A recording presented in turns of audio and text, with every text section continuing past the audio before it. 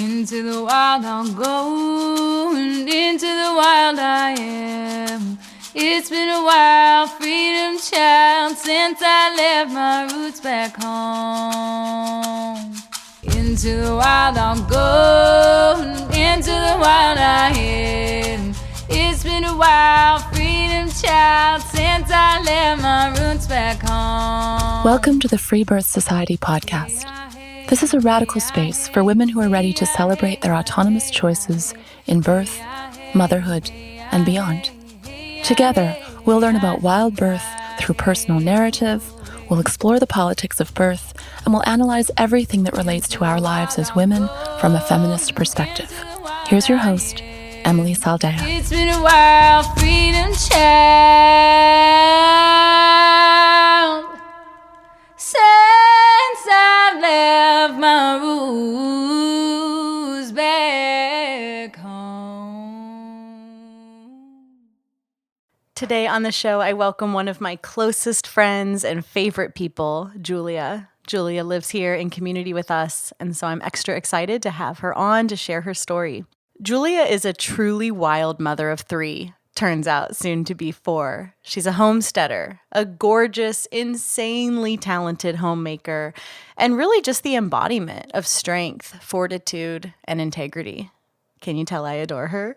She's freebirthed twice, and the second time she literally labored on my land, the Matriarch Rising Festival grounds. How cool is that? Julia began her mothering journey quite young, having found her sweetheart at age 17. When Julia found herself unexpectedly pregnant, she was already living somewhat outside mainstream culture and knew she would not birth in a hospital. Sadly, though, the medical midwife she hired found ways to create drama throughout her pregnancy, birth, and postpartum. A huge awakening, followed by a move from LA to North Carolina to figure out this homestead life, brought Julia's and my family together in organic friendship. It's all very cute. She invited me to be her birth attendant. Our husbands met and fell in love, and the rest is herstory. Though she and her family have certainly faced challenges figuring out this rural farm lifestyle, Julia consistently devotes herself to her family, her community, and to the fullness of her family's vision. Julia's two free births were really different experiences. The birth of her son, although powerful and sweet, hit her really hard. So for the birth of her daughter, she chose pleasure and presence. Julia's story is a powerful reminder that we can all make big choices in our lives and really manifest our dream realities. Come see the beautiful land that Julia fell in love with too at Matriarch Rising Festival. Go to matriarchrisingfestival.com to get your ticket today. Once you experience community here, you may just have to return home and create it for yourself. Julia will be leading the toddler yoga and the mother meetup every morning at Matriarch Rising Festival, so come join in and say hi to my bestie.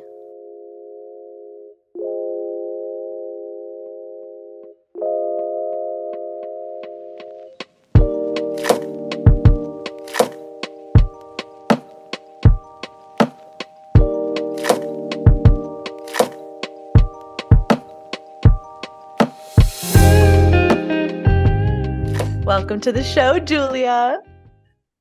Happy to be here.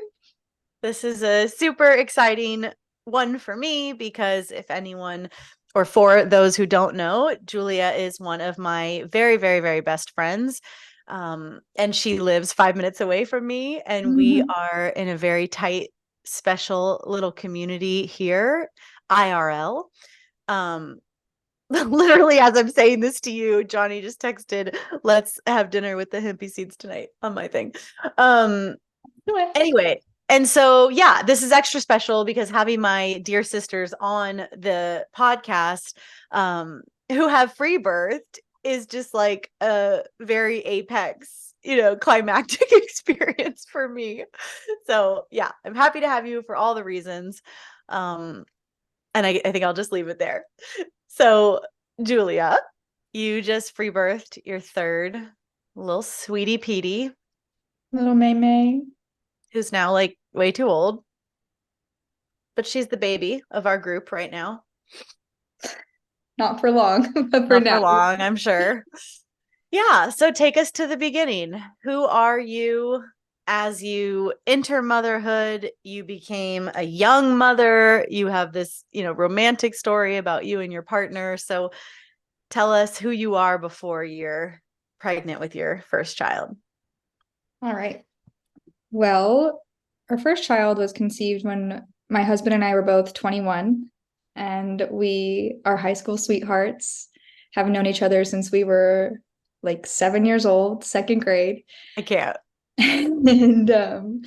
And we never like saw our lives going that way. And by that way, I mean like having a bunch of kids together. But it just worked out that way. And if someone had told us that a couple years even before our first solstice was conceived, we would have never believed them. It was just like not on our radar that we were You were 20. Yeah. Have this like wonderful, tight, lovely family unit. So even though we were young, we had both like lived a lot of lives already. Growing up in LA will do that to you. You mean you've done a lot of drugs? That too. Yes. Also that. I think when people say they've lived a lot of lives, that's implied. Okay. It's a classy way to say it. Yeah, true. LA kid. So we come out of high school, go our separate ways. We both go to college. I go straight to New York City and he goes to Arizona. And I like thought I was going to be this like fashionista city girl, bar hopping, riding the subway and all that. And it was so much fun and a really, really great year. But by the end of it, we had decided to just move to Oregon together and uproot our whole lives to be together and to go from there. So we come into Oregon as these just like fresh faced, cute kids ready to really be together and to really live together, which was like a mature thing to do for our age. But we went all in and we both like left all those lives behind. And I turned from city girl to like super spiritual vegan yogi, just constantly hiking and in nature, like deep in the forest and camping and doing the whole nature thing. That just like really became the center of our lives together. And doing a lot of drugs in nature too. For a little while. It's a theme. Yeah. We were going to school at the time. We're academics in Portland, and it was just really, looking back on it now, a really, really special time in our lives. And we had this like rapid few years of self-discovery and like really, deciding who we were going to be as individuals. And then there came a point, probably right around conception of our first child solstice, where we were going to like decide to either be together and like do this whole thing and like be, life partners as far as we could tell, or not, or go our separate ways. So we decided to stay together. Lovey. Thank God. There was this really funny moment right before she was conceived. We were like out on the town with our friends, and there was a baby in a bar for some reason, but like next to us at another table. And Kyle says something to our group of friends, something like, "Oh, that baby's so cute," or something. And our friends go, "I've never heard of like a 21-year-old dude having baby fever before." And that was really my first tip off that like there was this little girl in our field who was about to change the course of our lives. And so that happens. I get pregnant with my first solstice, and we were kind of already like on the outs of mainstream culture at this point, just like doing the nature thing, and veganism. So I knew not to like go into a hospital right away or something, or contact like an OB right away. Although actually, funny detail, it must have been when she was first conceived. I still had health insurance at this point, and I go to like this doctor who I love that we like laugh about having health insurance. Oops. Yeah. So funny. And so I go to this woman that like I had a relationship with because she took my IUD out like a couple years prior or whatever. And I went because I was feeling weird. I was pregnant. I was like very newly pregnant, very early, maybe just like in, I don't know, 2 weeks after conception. And it was like the one time that they didn't ask me to take a pregnancy test there. And so like nobody picked up on that. And so I have these like nudes of me in the in the doctor's office in the mirror, and then like very newly pregnant, which is hilarious. Did you just say you have nudes? Yeah. Wait, you took That's what I said. you took nudes of yourself at the doctor's in the doctor's office? There was like a nice mirror, and I was waiting for the for whatever the cake. Oh thing. shit, that's funny. Yeah. Love that detail. Okay. Yeah. That was hilarious, and that was the last time that I saw a doctor. Minus that sinus infection thing. That is a whole nother story. Whole nother. And so we contact a local midwife who seemed amazing, and she was adorable, had these like outfits and curly hair, and she just was, seemed so great. And spoiler, was not.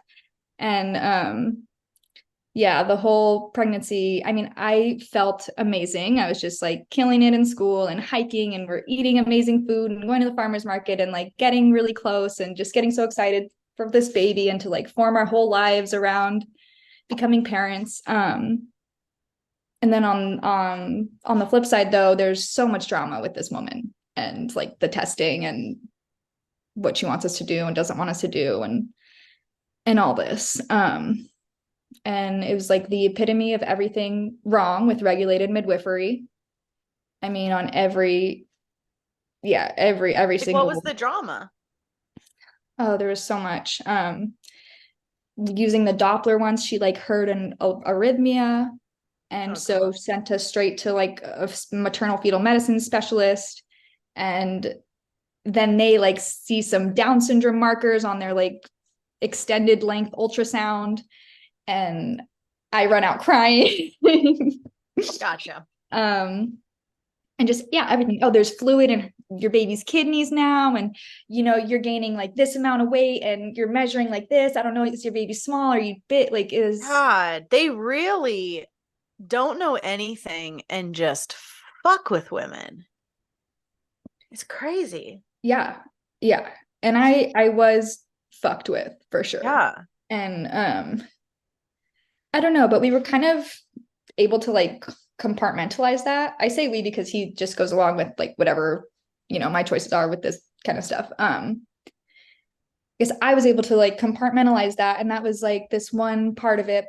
But on the other hand, I was just really enjoying being pregnant, and I like loved being pregnant, and like I really knew that everything was going to work out, and I knew that like the fate of my baby was all good, and the fate of me in this was all good.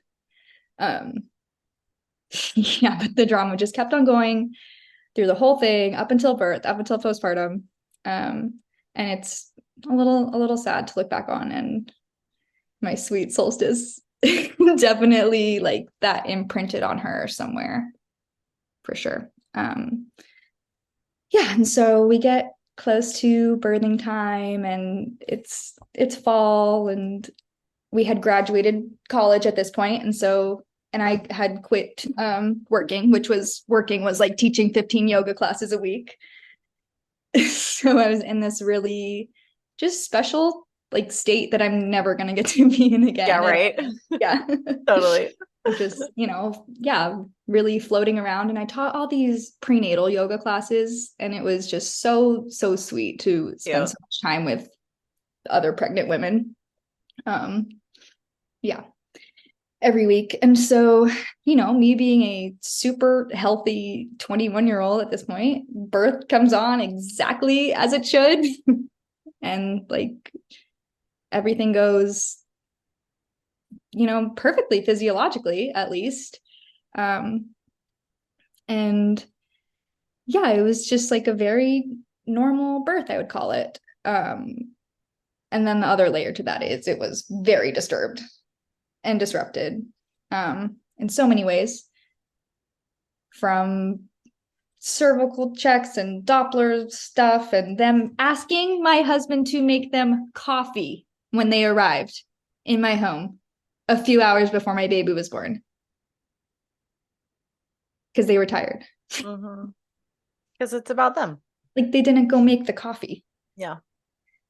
If you are a midwife and you haven't spent enough time in a woman's home to know where the coffee is and how to make it, you're not doing a good job. Like that's such a big part of the point is spend time in her home. Know your way around the kitchen.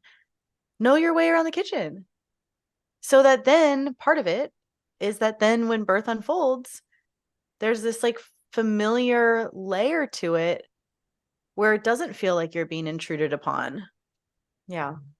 I think I might have told you this before, but in LA, I started attending with quite a few midwives who they came with, like in the film industry, it's called a rider, or in the music industry, whatever, in the industry, it's called a rider. But what it means is they came with a list of requirements that the family had to have for her, like certain type of orange juice that she needed and certain type of creamer. And I would have these clients that would stress out, not knowing obviously when they're going to go into labor, and stress out about being stalked for the midwife. Yeah. Isn't that crazy? Oh, I mean, like early labor, it was definitely a thought in my mind. Like, we need to have snacks for them, and not like out of the goodness of my heart. Okay. So they show up, they're like, not great. It's not great. But I'm doing it. I'm having my baby. I know it's gonna be fine. And yeah, we're getting through it. It's super painful. First birth. I was like, wow, this is really painful, but I love it. And my daughter is born in the water, and we look at each other, and it's amazing. And this midwife's assistant, her one job was to take some photos, and there's 2 photos after Solstice was born, and they're so blurry. It's just not a usable photo.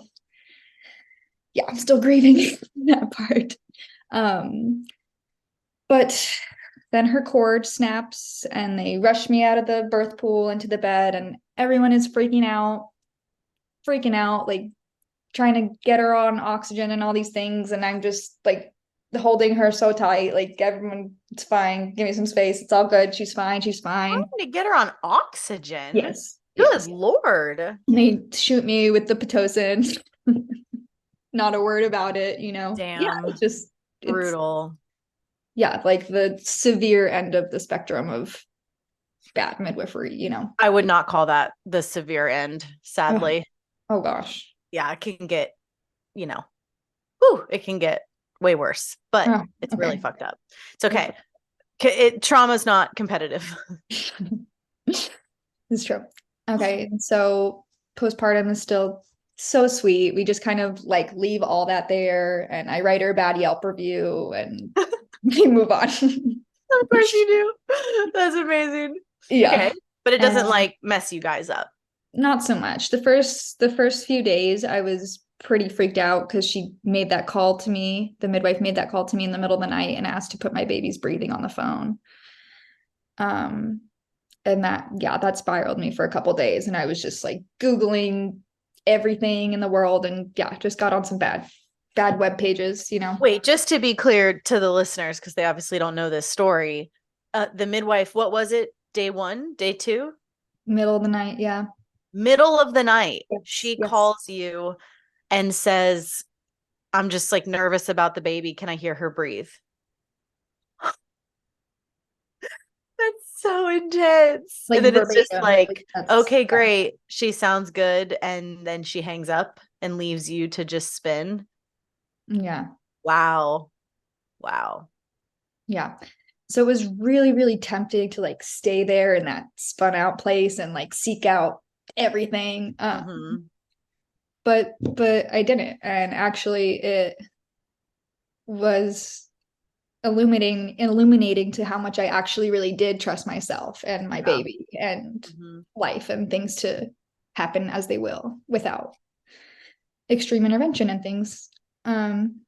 yeah. And so like the takeaway from all that wasn't like, it wasn't anything bad. It was actually this new confidence that I had in myself and my body and my family and my baby and mothering. And it just gave me really clear direction on like how I would do things next time.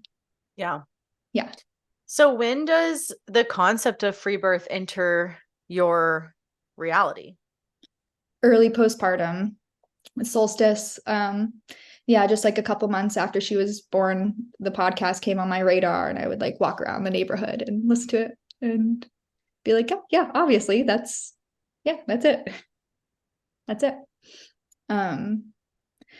So we're still in Portland at this point. Then we move down to LA to be with my elderly father who had a stroke the day that Solstice was born, which was like this, yeah, just weird, wild timing from Weird. Yeah. the universe. I don't know. So we spend a few months down there. COVID happens. They shut down the beach. There's caution tape in front of the entire beach, and there's like guards standing there, armed guards, and I'm like, I have my little baby on my chest, like, what okay, we got and like when they would like unhook the swing seat so that it was just chains. Yeah, I swear they put up a giant fence around the playground. Just it was they took the basketball hoops off exactly. so that it was just the backboard. Basketball hoops, volleyball nets, all of it. I mean, it was unreal. And we never like planned to stay there or anything. And we weren't scared we were gonna like get stuck there or anything, but it really gave us the fire and the push to just like get out right away. So we're there for a few months and then we start looking for land all across the country.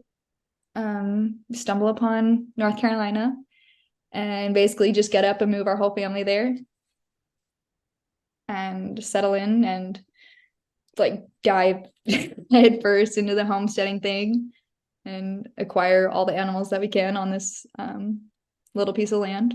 It was 1 acre, right? 1 acre. You blew that acre up. We did.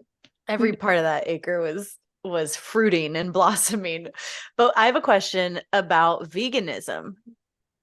When do you put that to rest? Because by the time I meet you, which is pretty quick, we're almost there in your story. Yeah. You were like totally how you are now. Yeah. I think we like got some crabs from the farmer's market when I was like 8 or 9 months pregnant with Soul. I have this horrible haircut. It's like a coconut bob and I have 2 crabs in my hand in this photo that we got. Crabs are what did it? Yeah, it was crabs. It was fresh crabs and like lemon buttery. Yum. Yeah. And pretty soon after that, we made like the complete. Was there like a particular like aha around putting that lifestyle down? You know, I actually did really well with it for a little bit of time. I wouldn't recommend it obviously for pregnancy and postpartum and all that, but it was like a really extreme detox for me for a couple of years that like felt really good and like gave me this clean slate. I feel like to be in better health now. But my husband Kyle, he did not do so well with like only eating soy. And so he like really needed to switch. And at first I was not on board. The first time he brought a rotisserie chicken home, I made him eat it outside. Yeah, that is a strong smell if you're not into it. Yeah. And I had to like take a notepad out and like take notes of how he was feeling. Wait, what? Say it again. I had him take out like a notepad with him outside when he's eating his chicken to like take note of how he's feeling. Yeah. I was a crazy vegan. That's like a weird controlling thing about you I didn't know. It was, that has been put to rest. Oh, that's amazing. And was he like writing down like, I feel great? Yes. Leave me alone. Yeah. Okay, so by the time you get this cute little acre in Asheville, you're like all in the homesteading, nose to tail, DIY your life consciousness. Yep, that was it. And we like knew exactly exactly how we wanted to live. Leaving California, we were seeking like clean air, clean water, wild spaces, nature spaces. And we were just really, really clear on what we wanted. And it just actualized so quickly. I mean, that's what happens. Yeah. That's what happens when people are like, I just don't know. It's like, well, yeah, then that's where you'll stay. So we just But when jumped. you know what you want and you can clarify it, then you can tell. I mean, I say the universe, but really you're telling your own mind what you're going to do. Yeah. So then what? And we did it. And so then I'm about 1 year postpartum with Solstice, and we feel amazing as a family, and I feel so good. And yeah, we're just like thriving and so excited and happy that we like made it here to this big jump. And so naturally, we invite another baby in.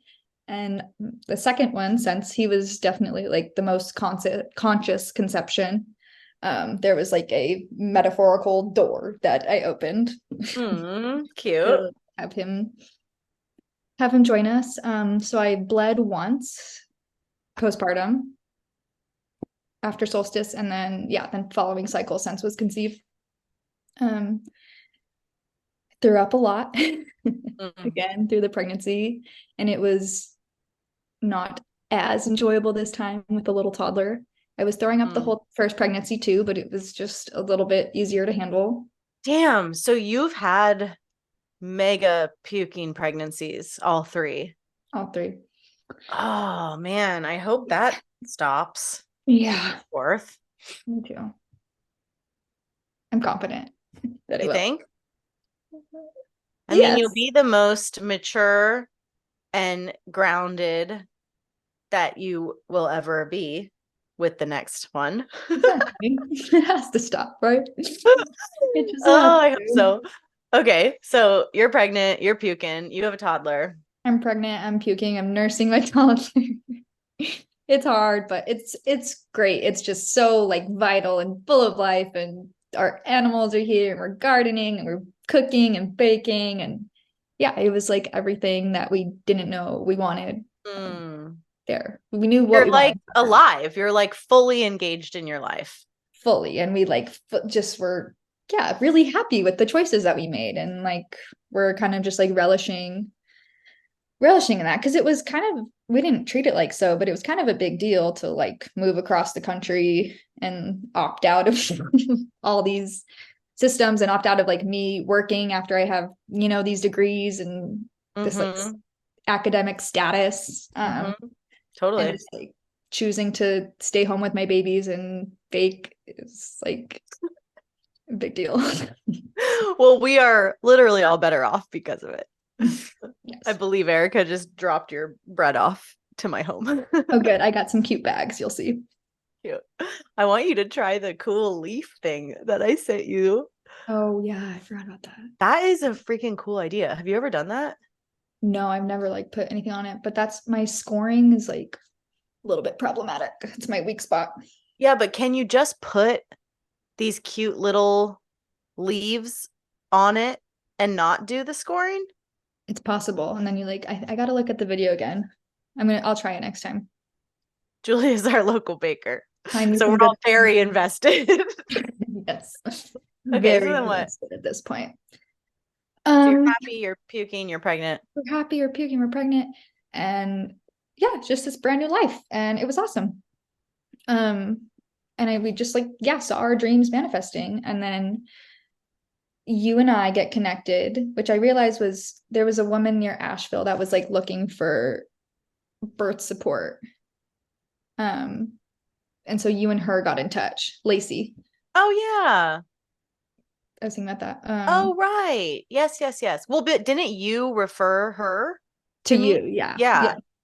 Yeah, I said like I didn't know you personally yet, but I said like I know of this woman who is local and like might attend birth. And you were in the membership? Not yet. Okay. But then I joined shortly after, once I realized that you and I were local now. And basically it was like, oh my gosh, Emily can be my midwife. This is amazing. This is great. I get like the free birth movement leader at my birth. how cool is that? Yeah, and it was just like so special. And like a peak experience of wise woman support, you know. If only. Yeah, if only everyone could just get Emily's Hempe out there first. No, I mean, if only, it's not what wound up happening. Right.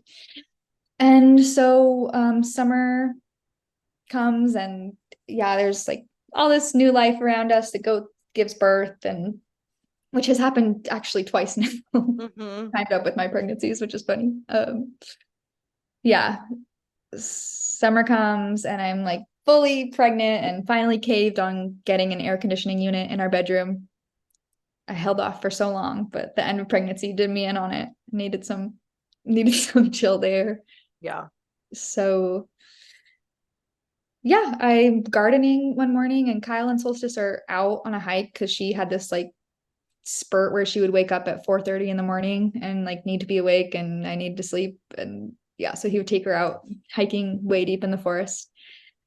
So I am just gardening like normal, and I get into like a deep squat to plant some seeds, and my water just exploded, and it was so exciting. I was just so excited for birth. There was like no hesitations or hangups at all. It was just like pure excitement. And I head inside and take a shower to rinse the dirt off, and then it must have been 10 minutes since my water broke at this time, and I'm already like in it, just super in it. And I call you because we were going to have you attend our birth. And you're like, should I come now? And I didn't want to jinx it because I don't know what I thought. Well, you were playing it so cool too. I do that. You do that. And I'm 2 hours away at this time, not 5. And so I was like, oh, let's just give it, another 30 minutes or something and see where we are from there. We didn't even make it that far before Sensi was born. Yeah, and it was just woof, it was such an intense birth, such an intense experience. It was probably like 30 minutes from the time my water broke to him being born. Oh my God. And I couldn't catch up. Of course. Yeah.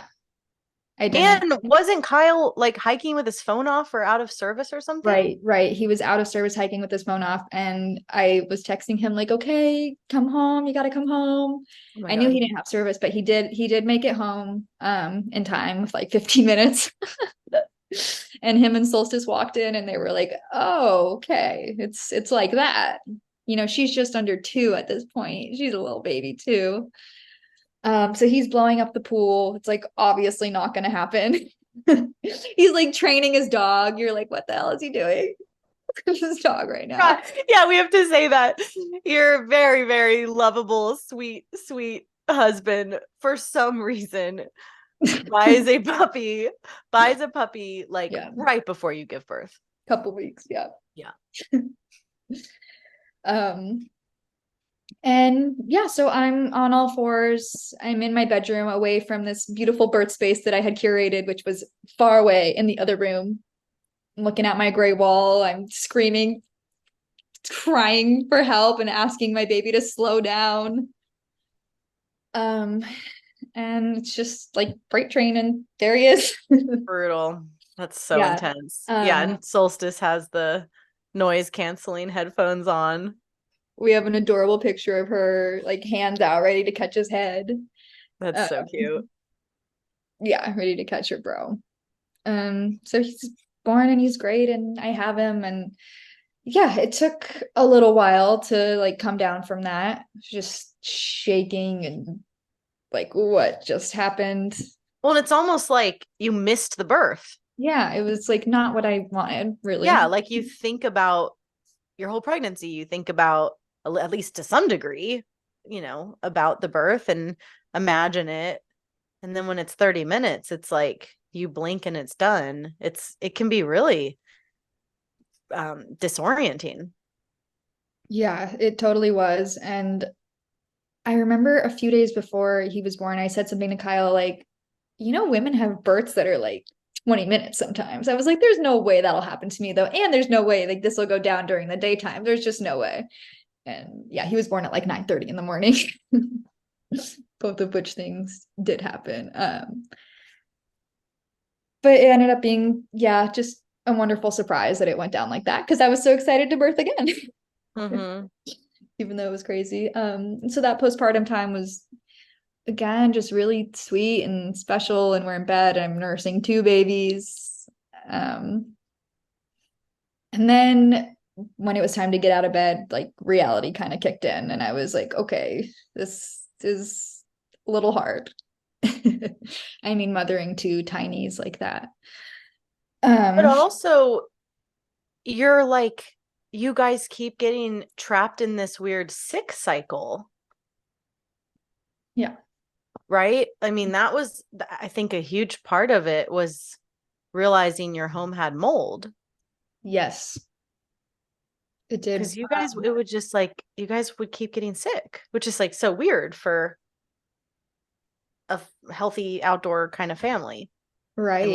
Unless you're getting Poisoned every day. Yeah. So there was like a basement in the home, and it's really wet out here in West Tennessee. And, yeah. So I was like so tired, and it was just hard. There was a few months where we were like, all right, like this is hard. And we were totally up to the challenge though. Also, it was never like, not that we had a choice, I guess, but it was always like we were always every day like ready to show up as joyfully as we could and like cherish whatever we could.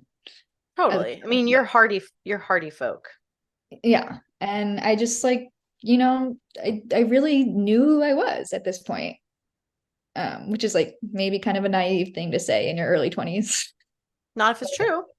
Like I knew who I was as a mother. I knew how to take care of my babies. I knew what to do. Yeah, how to take care of my family. So I was confident, and we moved forward and ended up looking for land over here, right by you guys. Right. So some backstory is in your pregnancy, our families start to get close. And I'll say for me as a birth attendant, that sometimes happens and sometimes doesn't, like I'm not getting super tight with every single family I attend. That's not always the connection, but sometimes it is. And that's such a joy it's such a joy when that happens. Because I remember you guys really, just because you were my client, coming to have dinner with my family, and then our husbands just like bromancing so hard for each other. They still are. Yeah, I mean, they still are for sure. And our daughters, becoming friends. And, to me, that's really the essence of community midwifery, the essence of like everything that matters, is what we have gotten to do over the last couple of years, which is just the beginning. It's so freaking cool. Yeah. So our families are getting really tight throughout the pregnancy. I don't make it to your birth even close. I wind up staying on the phone with you and just, we decide because I would have to go over a pass where I would lose service, and you didn't want me to hang up. And so I was like, I'm just going to stay on the phone until the placenta's out. Once we're good, then I'll come. And so I'm on speakerphone in Johnny's office, and he's standing outside the door. I didn't know he was, but he's standing right outside the door listening also, because you're pushing and birthing sense. And then when I open the door, like, you're done, Kyle's telling me what he sees, I'm kind of whatever on the phone. And then I open the door, and Johnny's standing there with tears just streaming down his face. He's like, it's a boy. You're so sweet. Yeah. So anyway, that's some of the backstory of how we had this really organic, beautiful, what was it, like over a year, I guess. And we're like, please move here. And thank God you did. About a year and a half. And we knew that like moving here and saying yes to this was gonna be this like really, profound thing in our lives. And it has been. Yeah, right. And so we're looking for land with you guys. Oh my goodness, what a fun time. You guys are That was fun. towing the four-wheeler around town for us, and we're riding up on these crazy mountain hillsides, That was fun. looking at like hundreds of acres, and it was just, yeah. It's so epic. So cold. So cold. The kids are so little still at this point. Not that they're not now, but wow, a couple of years even is a big difference. So we find our perfect plot of land, and it's this gorgeous, special, like mountaintop type of thing. And we basically sell all our shit and buy an RV and get ready to live here and do this.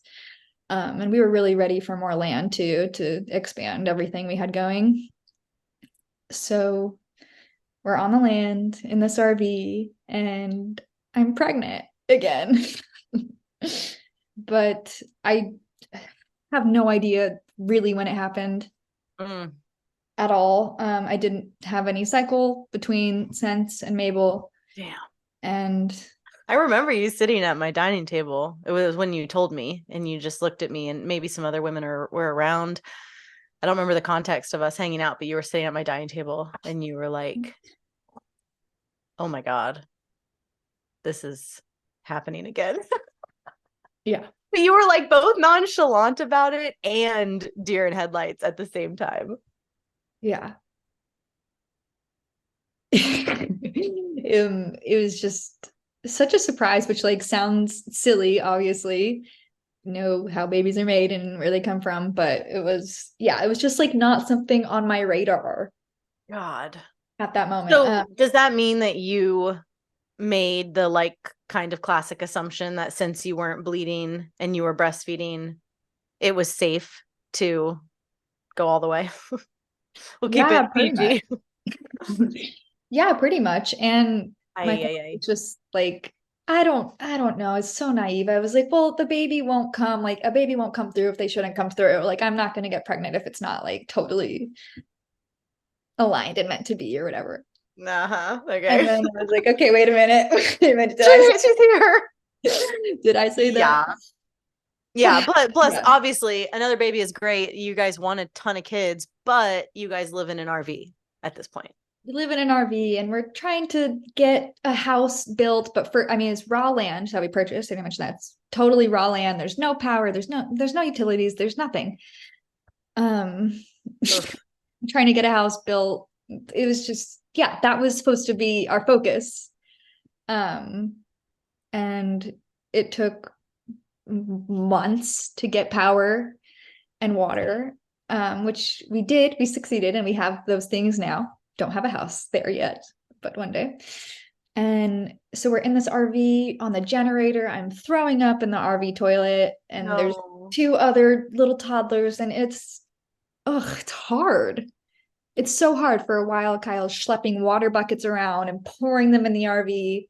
We're like showering outside, and it was just like this vision manifestation thing gone a little bit wrong.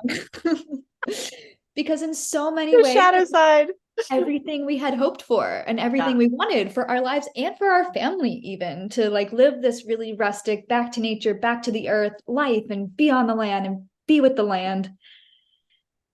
And then you're like, I'd like to get off the land.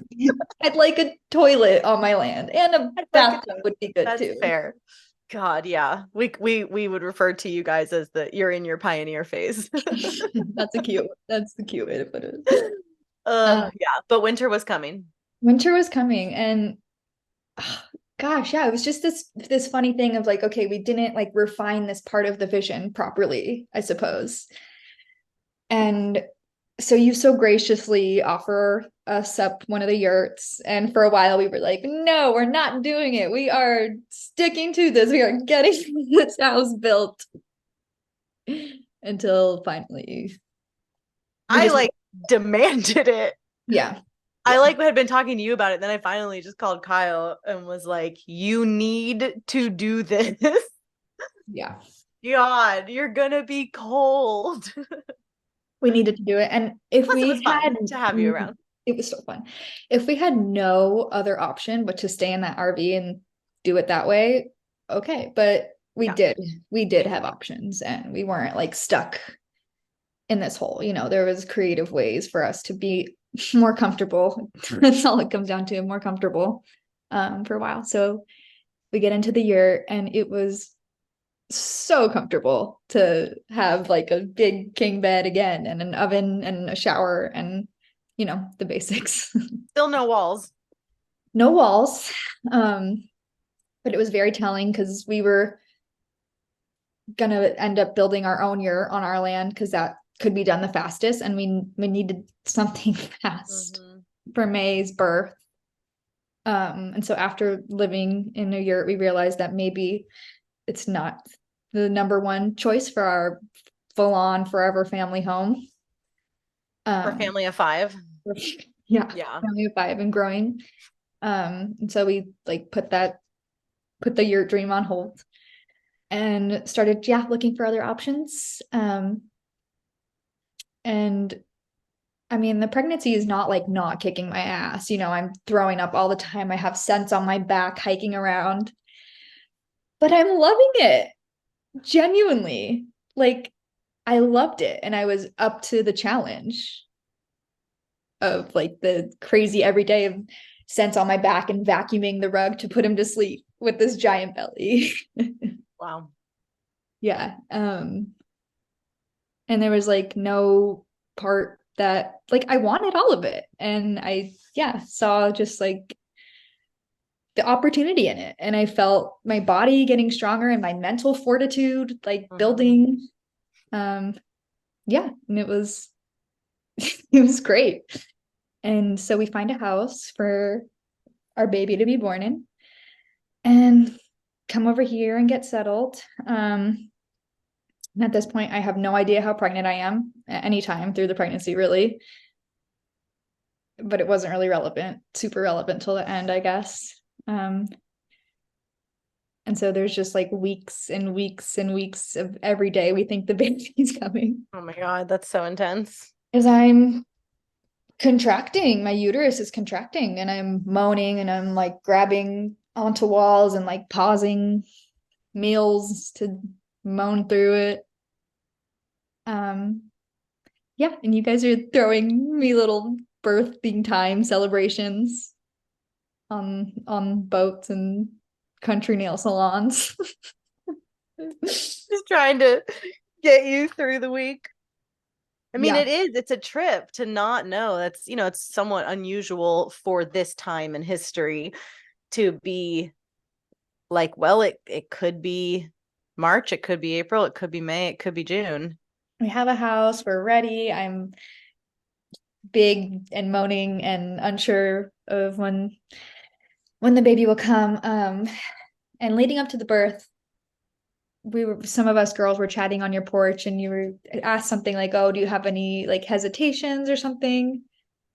And I remember saying like, it's just really painful. Birth is just really painful. And I'm like not excited for that part of it, which is so funny because spoiler, this birth wasn't painful, even though I like had it in my head that it was going to be. Yeah. And so all the days are just like bleeding into each other at this point, and it's rough, and I want my baby here.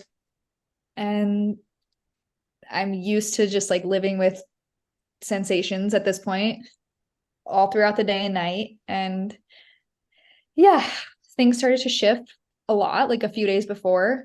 Well, so in April, we go out on our double date, and you have the seafood pasta, and we all think you're in labor. You're like, this is early labor. Let's eat seafood pasta. I'm going to puke it up later. I'm going to have a baby tomorrow. Quite the birth story. Seafood pasta. That's not actually what happened. But we went out to dinner with you thinking this is your last meal. Yeah. Yeah. Because at that particular day, it was sensations on and off for 10 hours and timed properly, like every 10 minutes or so. They were consistent. Yeah. And I go another month after that. Damn. Woo, that's heady. And then you guys are going to Mexico. I think you had a trip, and I was like, oh, I'm so sorry. My baby's going to be born and you're not going to be here. So sad. And that did not happen either. You guys come and go and come back.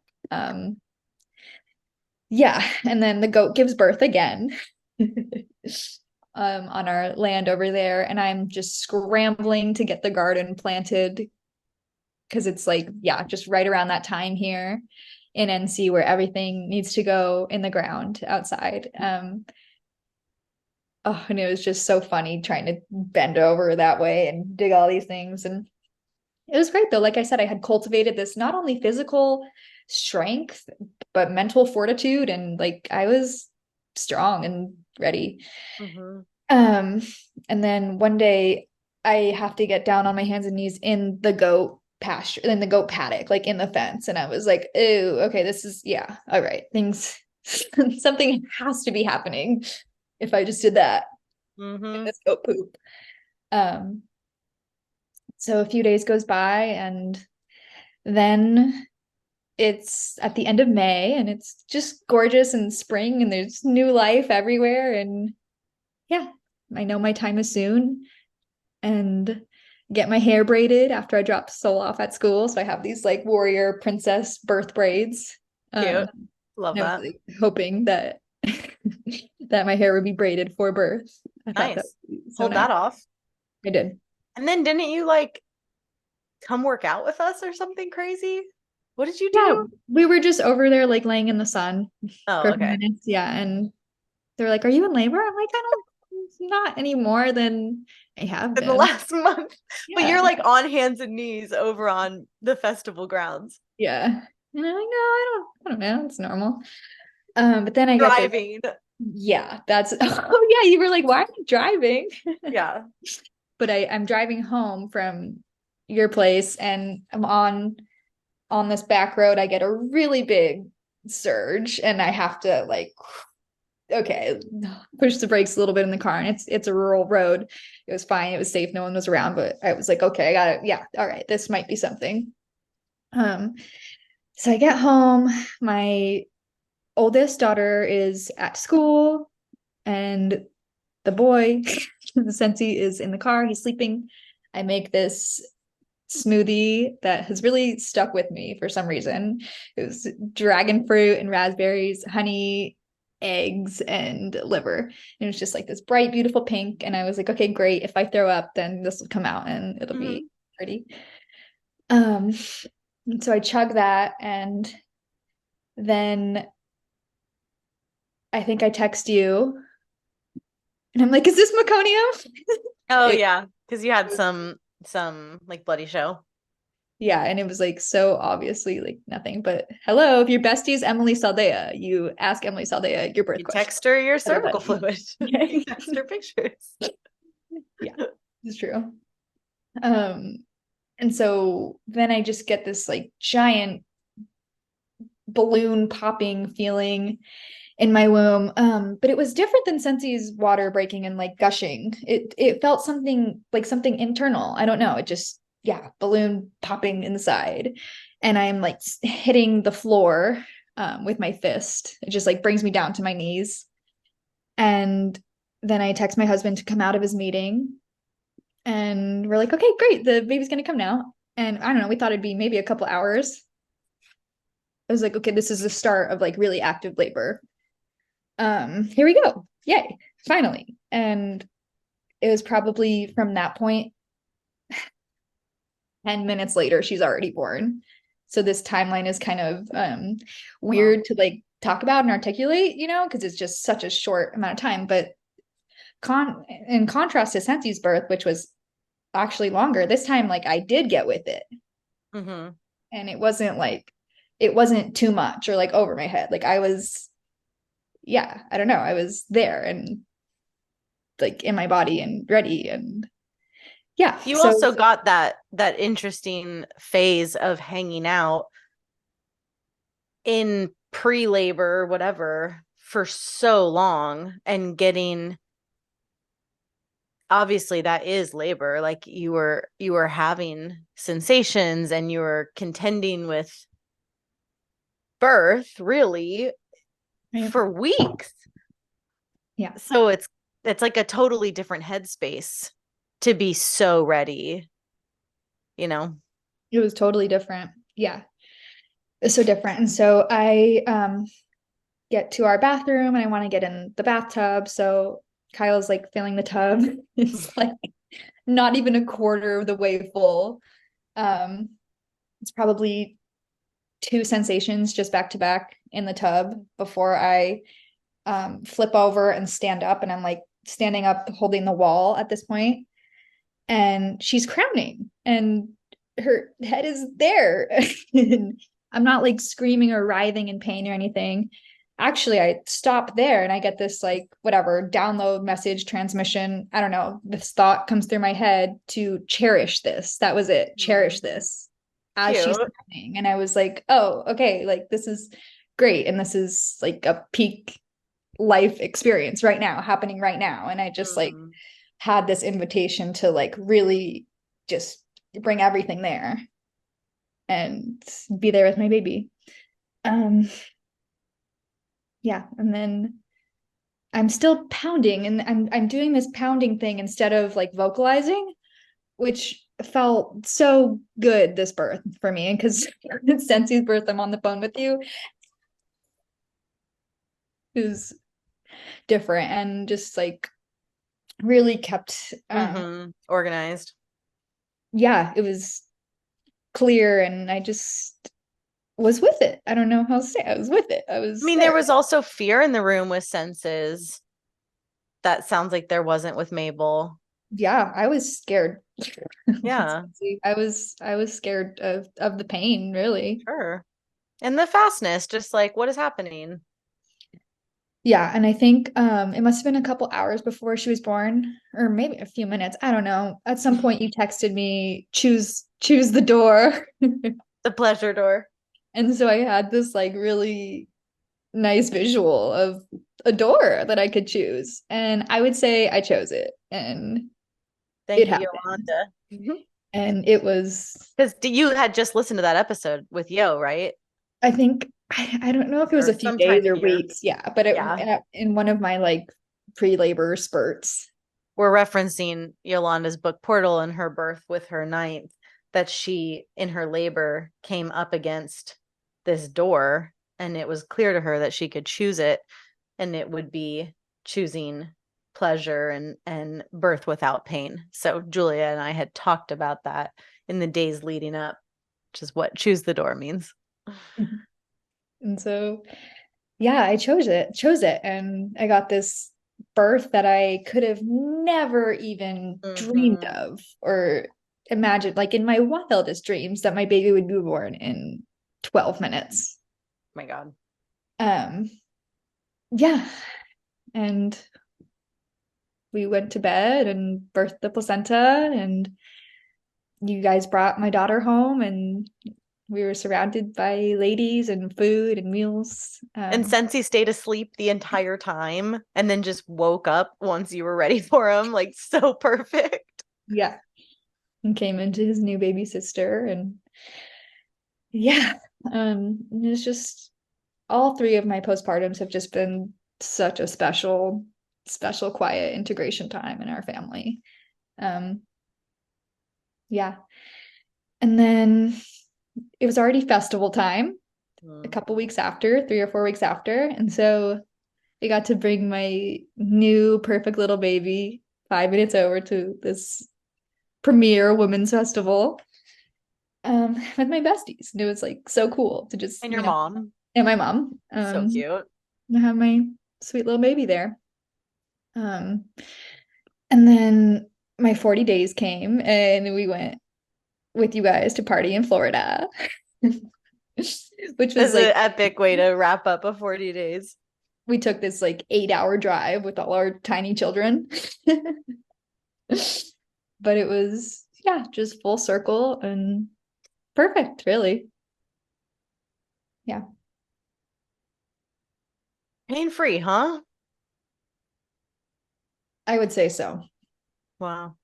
I would say so. I could not categorize that as painful. Whatever happened there. You just like looked down and there was a head? Yes. I felt it. Like I felt her body like in the birth canal, but I was like, no way. And then wow. Wow. Amazing. So who are you now, mother of 3? Who am I now? I mean, I would say, we obviously I'm evolving as I need to for my family and myself and things, but I'm pretty close to like the same woman I was when I first became a mother. The value systems are the same, and my like responsibility to myself and my family and our community is there and is the same. And yeah. That's it.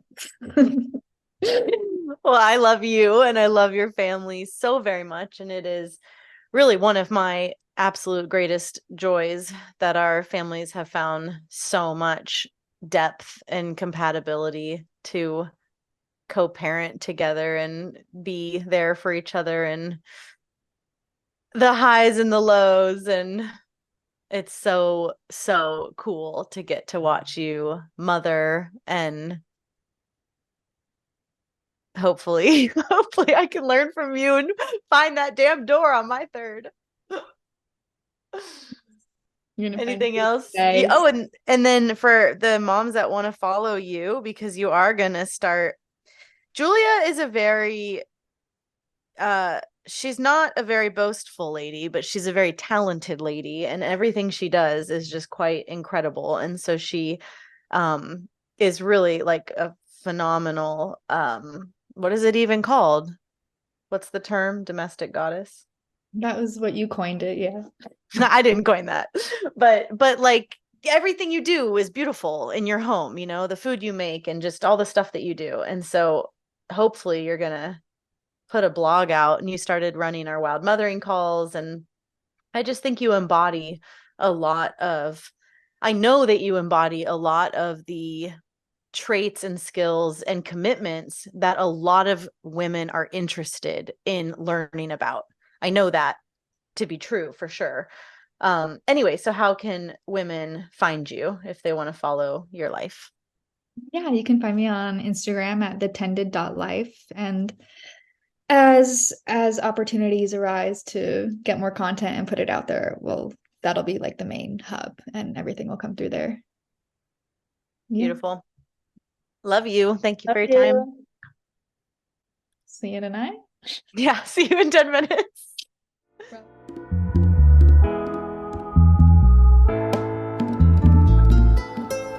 I hope you enjoyed the show today. You can support this podcast by donating to it on freebirthsociety.com and leaving an awesome review on whatever platform you listen on.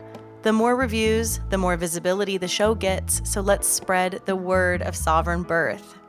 We've always got a lot going on at Freebirth Society, and you can find out about all of it at freebirthsociety.com, at Freebirth Society on Instagram, and opt in to my newsletter below in the show notes. We offer courses on free birth, authentic midwifery, and the blood mysteries, as well as one-on-one coaching, in-person retreats, and of course, our annual Women's Festival. Our exclusive, vetted, private membership is definitely something to check out if you're looking for a community of wise sisters. Together we rise. We must speak our stories, claim our lives, and support one another. This is the living revolution, and I am so grateful to be in it with all of you. I'll leave you with our epic Freebirth Society theme song, Wild Woman by Aruba Red. I honor you for the wisdom you held, the ancient traditions of plant medicine and womb magic. I feel the spirit of the ancestors as I place my hands upon my belly. This sacred portal will be honored. Eons upon light beams of survival, withstanding the eradication of our power by design. I will not allow the separation of our young to be forced upon me. My sisters will no longer birth in captivity. The picket line redefined from burning our wild women to paralyzing us and drugging our babes. Strapped down in a clinical white bed, drying up the milk from our breasts. Keep your needles. My family will never again be doomed to chase those dragons or your poison. We reject your fear. We choose love. Everything with intention. Death, ascension. I will fly and bring her back from the stars. Conscious